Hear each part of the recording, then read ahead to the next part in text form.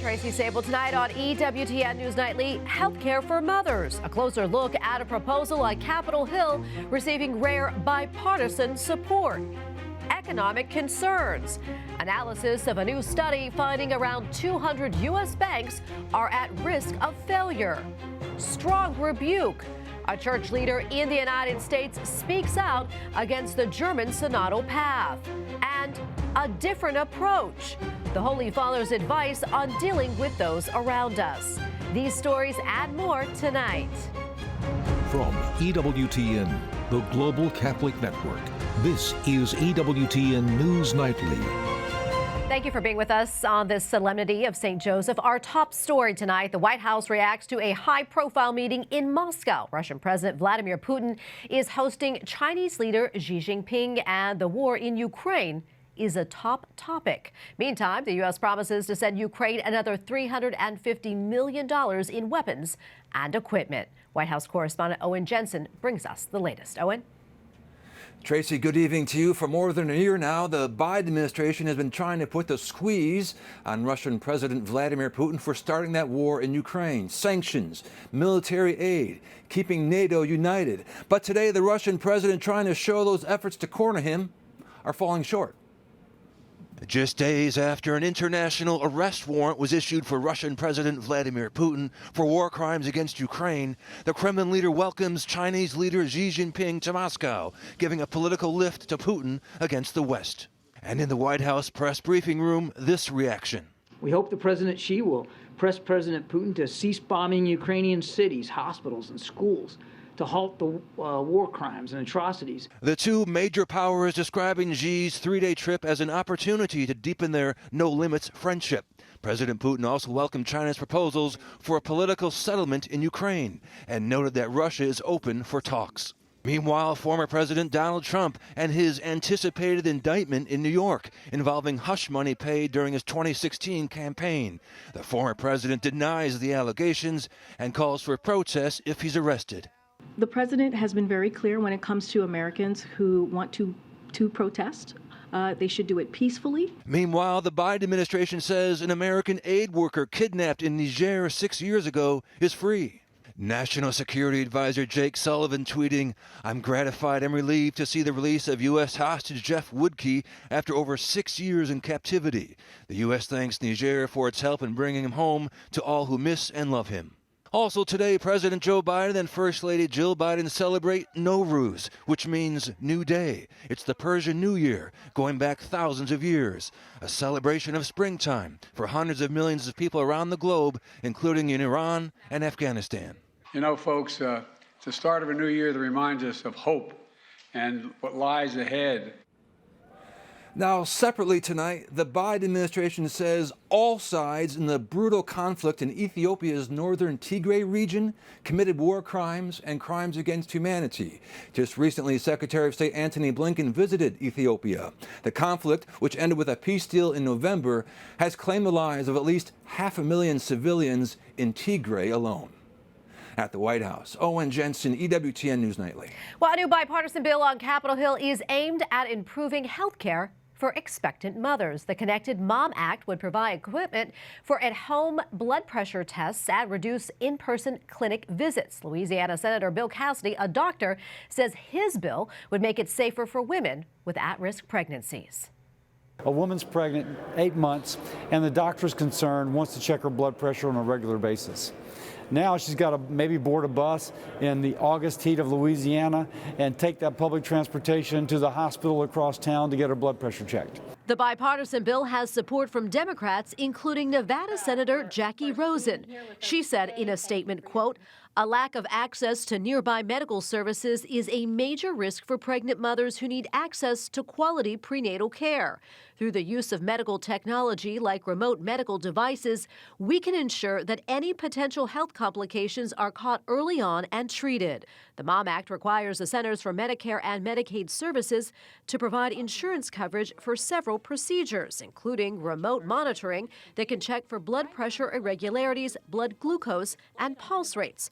all measures that can point to pregnancy complications. Senator Cassidy tells EWTN News Nightly that pregnant women should be able to take these tests at home and have their doctors evaluate the results online.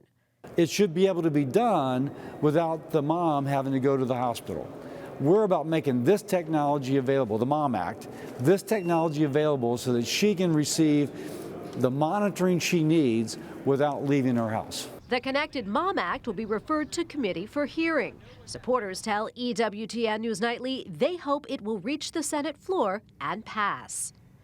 Well, the third largest bank in Europe has agreed to buy its troubled rival, Credit Suisse. Swiss authorities urged banking giant UBS to take over the smaller bank after its shares plunged last week. The deal, topping $3 billion, did not prevent Credit Suisse shares from plummeting further this morning. Meantime, in the U.S., a new study reveals nearly 200 banks are at risk of failure due to rising interest rates and a high proportion of uninsured deposits. Tech lender Silicon Valley Bank collapsed last week after parking much of its cash in long-term government bonds, which were also subject to the nation's rising interest rates. And joining us tonight to weigh in on these headlines and more is Joel Griffith, Research Fellow at the Thomas A. Rowe Institute for Economic Policy Studies at the Heritage Foundation. Joel, great to see you. A lot to unpack here, but first, let's start with Credit Suisse, a heavy hitter on the global front. What's the significance of this deal with UBS, and why does it matter? Well, we should all be concerned with what's going on in our banking system right now. You know, whether we're talking about Credit Suisse or the two banks here in the United States that failed over the past week, this is a situation where banks in the United States and across the world put depositor money in what were considered to be safe investments. And those safe investments I'm referring to are things like long-term government debt. Now, economists that believe in free markets, such as myself, we warned in the past that this is a risky investment because, look, as governments take on more debt, there's the risk that central banks will print money, making the value of our dollars or the euros worth less and less in the future. This is exactly what we saw happen over the past 2 years. As you saw interest rates rise in response to all the higher inflation, that meant the value of that supposedly safe government debt that these banks bought, the value of the government debt plunged in value, and depositors, both at Credit Suisse and also at SVB here in the United States, depositors realized that if they were to yank out the deposits from those banks would have to sell off these investments at a big loss and might not be able to cover the depositor demands. That's why we're seeing these banks fail. Joel, I want to get your take on this. You know, we've been assured by the president and also the Treasury Secretary that all is well here in the United States and our banking system is solid. What do you think? Is that accurate? No, all is not well in the United States. Even above and beyond the banks that are failing because government debt is plunging in value, and that's what banks typically hold as safe investments. Even if your bank doesn't fail, your deposits aren't so safe because your deposits are diminishing in value. I challenge anybody, take a look at your Wells Fargo or Chase account, wherever you have your money in your checking account. You're probably getting about 0.5% interest per year on your deposits. But each and every month, the value of your dollar is shrinking by at least 0.5% on average. That means over the course of a given year, if you have $100,000 in your bank account, your $100,000 at the end of a year, thanks to inflation, is only worth about $90,000. So we are all at risk because of this rampant government spending that's been passed by Republican and Democrats, and our central bank that is largely responsible for these bank failures. Our central bank has printed trillions of dollars to buy all of that government debt, and we are all poorer as a result because of the higher inflation, and now, of course, because of this very troubled banking sector. Well, Joel, this sounds really concerning. I mean, what can we do? Is there anything that we can do? Well, I think, number one, let's remember, if you have money at a bank, you are insured up to $250,000. Of course, that doesn't insure you against the inflation risk. But I think what longer term it has to be done is Congress needs to realize that they cannot continue to spend beyond our means. There's no way that we can raise taxes sufficient to pay for all of this spending without collapsing the economy. And if you turn to the central bank to continue printing the money, you're going to see the middle class devastated with higher inflation. We have to get spending under control, number one. And number two, Congress needs to rein in the power of the Federal Reserve. Over the past 3 years, we have seen the Federal Reserve print trillions of dollars, equivalent to more than $150,000 per family of four. They bought everything from corporate bonds to mortgage securities to government debt. It has wreaked havoc on our economy. Congress needs to rein in the power of the central bank before we experience even more economic devastation. All right, Joel, we're going to leave it right there. Thank you so much for weighing in. We always appreciate your insights. Thank you again. Thanks for having me tonight. The government of France is facing a major crisis. Lawmakers are furious that the country's president has forced through a measure to raise the retirement age from 62 to 64. The proposal is unpopular with citizens and most politicians. Exemple, les exonérations de cotisation représentent près de 87 milliards. Donc l'argent. Lawmakers say they wanted to vote on the measure to raise the retirement age. Two attempted no-confidence votes failed against President Emmanuel Macron. Lawmakers say they will continue to try and remove him. The last successful attempt to bring down a government in France took place in 1962. Well, a church in Bordeaux, France was vandalized last week. The Church of the Sacred Heart was tagged with satanic and pro-communist graffiti. Some of the messages read, quote, "Thank you, Satan," and "The neighbors hate the church." Vandals also lit trash on fire on the church's esplanade. Authorities are investigating the incident. All two church leaders are speaking out against a recent proposal by bishops in Germany. The country's synodal path voted to approve the blessing of both same-sex unions and unions between divorced and remarried Catholics. One American cardinal says the German leaders should be sanctioned. Not to invent some new teaching. This is an old problem in the church. St. Paul talks about people with ears itching for new doctrines. There have always been people with their own agenda and ideology who try to use the church to advance it. And it's profoundly sad, but this has to be stopped. Speaking on the world over late last week, Cardinal Raymond Burke also said that one never hears the German bishops mention Christ in their proposals. Cardinal Gerhard Miller says the German bishops are influenced by, quote, woke ideology, which is both materialistic and nihilistic. We have a lot more still to come here on EWTN News Nightly, including protecting children. We hear from the co-author of a new book about the indoctrination of children in the United States. And the faithful in Nicaragua react to sanctions from the Ortega regime.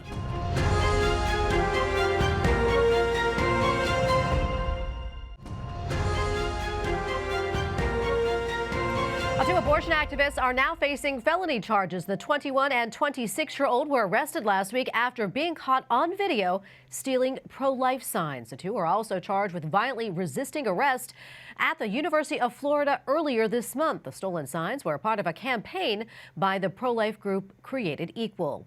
The author of a book about radical indoctrination and kids is speaking up after protesters crashed her book launch. The co-author of the book Stolen Youth: How Radicals Are Erasing Innocence and Indoctrinating a Generation was greeted with screaming slurs and hurled books at a launch party in New York City. And joining us now to talk more about this incident is co-author of that book, Bethany Mandel. Bethany, welcome. Great to be with you today. Tell us exactly what happened. I know you said these protesters attacked you and other attendees. Yeah, absolutely. So we launched our book early last week, and we had a book party with friends and family to celebrate. And we were in the back of a restaurant, and I was standing near the front with Steve Forbes of Forbes Media. And all of a sudden, I'm soaking wet. He's soaking wet. We've had books thrown at us, and we're sort of disoriented for a second. And then folks started screaming at us, Black Lives Matter, Trans Lives Matter. Thankfully, I was there actually with my 2-month-old baby, and a friend had just snatched him away for some snuggles across the room. So thank God he wasn't sort of collateral damage. But they, wanted to send a very clear message of intimidation that they were not fans of the book or our message, and that message came through loud and clear. What were you thinking? I mean, what was going through your mind, especially having your baby there? Yeah. I mean, truth be told, the first thing I did was look for him and make sure that he was safe and see sort of how many people were there. I mean, it was definitely that mom instinct, and that mom instinct led us to write Stolen Youth because we saw this sort of radical indoctrination that's happening to children. We saw children's safety at risk. And that same instinct sort of kicked in when, these protesters started throwing books at us. And I kind of just looked up and made sure that he was in a safe place and that my friend had him held safely. I want to get to the book now. As I mentioned, it's called Stolen Youth, how radicals are erasing innocence and indoctrinating a generation. Tell us more about the book and why you and your co-author, Carol Markowitz, why you guys decided to write this book. Yeah. So we noticed a trend, across our children's lives. I'm a mom of 6. She's a mom of 3. And, they're all varying ages. And we noticed just a constant stream of content that was directed toward them that had a very clear message of indoctrination. So at my kid's pediatrician, for example, on the form, when my last 2 babies were born within the last 2 years, a question appeared on the form about their gender identity for my newborn. There's a lot of content that we've run into both in digital media, sort of visual media like TV shows, but also in books that we've found that we're really deeply uncomfortable with. And this is something that Ron DeSantis is hitting in Florida, making sure that all the content that is in school libraries is safe and is age appropriate, because we encountered not age appropriate content. And so we sort of noticed a pattern that there was a consistent message directed towards children that they had to sort of assume this worldview. And we feared for, children's safety and their mental health. And so we decided, there are so many different angles at which this is coming and people really have no idea. And, we didn't have as much of an idea until we started writing and reporting this book, how deep this sort of indoctrination goes. And so we decided, we have to make other parents aware of sort of the danger that's at play here for our children. So what do you think? I mean, how can we as parents, protect our children from all this? Yeah. So, I mean, that was a lot of why we wrote the book, too. I mean, a lot of it is you have to know what's happening. And so one of the most troubling examples that I talk about in Stolen Youth was a mother sent her child to a weekend sleepaway camp at a summer camp in California. And she asked, because she had heard rumors from other nearby school districts that they were housing children according to their gender identity, which meant that biological boys and men were housed in female bunks. And she was worried and she contacted her school principal, and he kind of threw a lot of legalese language at her that made her feel intimidated, and she didn't follow up, and she deeply regretted it because then her child ended up spending the weekend in a cabin with a counselor who had facial hair, and her daughter came home scared. And, the message of that story was the mom really had to be proactive. She really had to be an advocate for her child, but she also had to know California state law, because when she confronted the school about it, they said, "We're sorry, our hands are tied. We had to house this counselor according to their gender identity, and so we put them in your daughter's bunk." And parents need to realize that the feelings of adults matter more than the safety of their children. Bethany, we're almost out of time, but did you find out, what's behind all of this? I mean, it's a radical sort of belief system that has sort of evolved over the course of the last 10 years. People call it cultural Marxism or wokeness. The definition doesn't really matter so much. What matters is there is a sort of emerging and really aggressive political ideology that is not popular. And so they've decided that the best sort of way that they can perpetuate this ideology is through our kids. Well, Bethany, we're going to leave it right there. Thank you so much for coming on. We appreciate it. Thank you. Up next on EWTN News Nightly, fighting for the vulnerable, what the Holy Father is saying about an initiative regarding migrants in Europe. Plus, the Holy Father also has advice on how best to deal with those around us.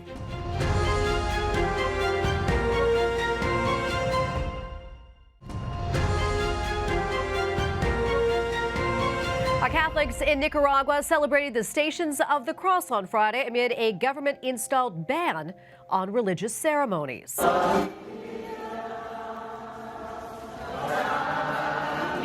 Nicaraguan President Daniel Ortega has restricted Catholic activities in the Central American country. The Vatican recently closed its embassy in the country after the Ortega regime proposed suspending diplomatic relations. Catholic faithful say they will continue to profess and practice their faith.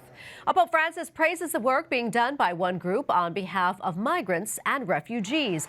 In a meeting over the weekend at the Vatican, the Holy Father said a lot of good work is being done by the Humanitarian Corridors Project. He says it is protecting the vulnerable and breaking down the walls of indifference. The initiative is organized by Catholic and evangelical groups, the Church in Italy, and various governments in Europe.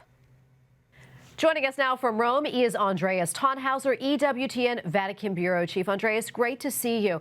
Can you tell us more about this audience?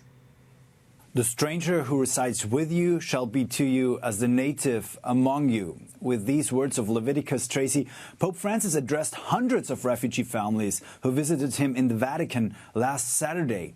The encounter was part of a larger ecumenical initiative carried out by the Italian community of Sant'Egidio, of Caritas, the Waldensian Table, and the evangelical churches.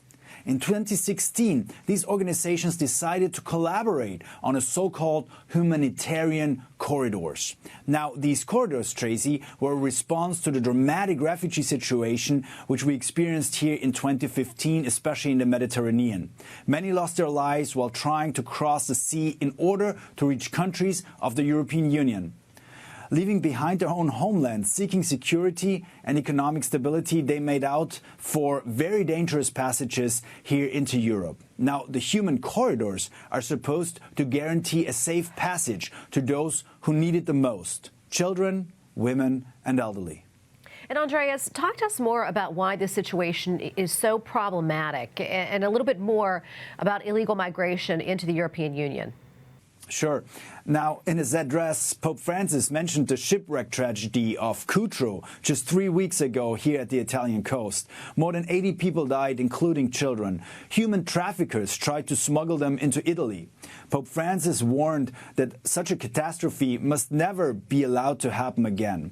But Tracy, his meeting with the refugees and the promotion of human corridors was also timely in a very different sense, because over the last weeks, several European countries, including Italy, have started to advocate for stricter border policies, allowing less migrants and refugees into the territory of the European Union. Migration into Europe has drastically increased, especially since 2015, which was then the height of the Syria conflict and the ISIS terror. And since this migration has not been managed well, integration has become a huge political issue. And many here in Europe favor basically the US model of building border walls. And also Italy's Prime Minister Giorgia Meloni advocated for stricter policies regarding migration. And therefore, the Human Corridor Project also promotes the much-needed integration of refugees here in Europe. And Pope Francis praised this project especially for this. A lot of attention there is being paid to the hard process of integration. He said that this would represent a beautiful face of Europe, which is open to the future, and he thanked the organizers especially for that. And Andreas, quickly before I let you go, yesterday was another important anniversary in Pope Francis's 10-year pontificate. Talk to us more about that. Sure, Tracy. So Pope Francis celebrated Mass as a Pope for the first time exactly 10 years ago. More than 200,000 faithful had gathered on St. Peter's Square to witness the first Mass of the newly elected pontiff. And Tracy, you know how he finished his first homily? Well, exactly as he's usually finishing all his encounters, also those with the refugees. He said, "Pregate per me," which is Italian for "pray for me." Tracy? Andreas, thank you so much for that report. We appreciate it. Andreas Tannhauser, EWTN Vatican Bureau Chief. Thank you again. Finally tonight, Pope Francis says the physical and social differences of others is a chance to love them better. Testimoniamo Gesù oppure spargiamo critiche e sospetti? In a Sunday address at the Vatican, the Holy Father says that we can treat those with special needs as an inconvenience or as an opportunity to grow closer to God. Pope Francis adds that when dealing with people with different views from our own, we should avoid spreading criticism or speculation about them. We thank you for watching tonight. Remember, you can follow us on social media, Facebook, Twitter, and Instagram at EWTN News Nightly. I'm Tracy Sabol. Good night and God bless.